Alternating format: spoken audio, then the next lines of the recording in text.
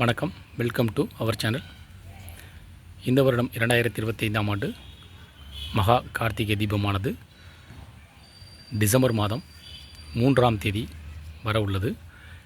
இதில் வீடுகளில் எத்தனை விளக்குகள் ஏற்றுவது சிறந்தது, எங்கெல்லாம் இந்த விளக்குகளை ஏற்ற வேண்டும், அதேபோல் விளக்கு ஏற்றுவதற்கான உகந்த நேரம் என்ன என்பதை பார்ப்போம்.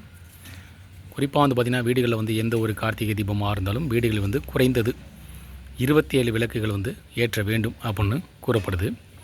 இதில் பார்த்திங்க அப்படின்னா மற்ற பூஜை அறையில் இருக்கிறது, அதே போல் வெளியில் ஏற்றக்கூடிய தீபங்களை தவிர மொத்தம் 27 விளக்குகள் ஏற்றுவது சிறந்ததுன்னே சொல்கிறாங்க. டிசம்பர் மாதம் 3ஆம் தேதி மாலை பார்த்திங்கன்னா 4:48 மணி முதல் கிருத்திகை நட்சத்திரம் தொடங்கிறது.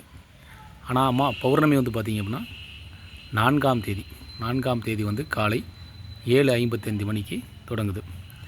இருப்பினும் கார்த்திகை நம்ம தொடங்கக்கூடிய நேரம் 4:48. அதே போல் திருவண்ணாமலையில் கார்த்திகை தீபம் ஏற்றிய பின்னர் நீங்கள் வீடுகளில் விளக்கேற்றலாம். அதே போல்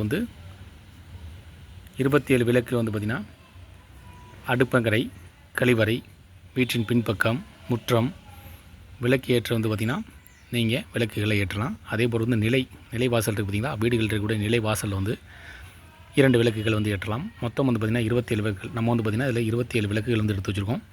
இதில் குறிப்பாக நிலை வாசலில் ஏற்றக்கூடிய விளக்குகள் மற்றும் ஒவ்வொரு வருடமும் நீங்கள் புதிதாக ஏற்ற வேண்டும் என்று சொல்கிறாங்க. அதே போல் வீடுகளில் பார்த்திங்கன்னா பூஜை அறையில் விளக்கை ஏற்றுவதை விட வெளியில், அதாவது வாசலில் விளக்குகளை ஏற்றி அதன் பின்னர் பூஜை அறையில் வைக்க வேண்டும் அப்படின்ற மாதிரியும் சொல்லப்படுது. நீங்கள் தினமும் அதாவது கார்த்திகை மாதம் எந்த ஒரு கார்த்திகையாக இருந்தாலும் தீபம் ஏற்றுவதற்கு திருவண்ணாமலையில் மகா தீபம் ஏற்றிய பிறகு வீடுகளில் நீங்கள் விளக்குகளை ஏற்றலாம்.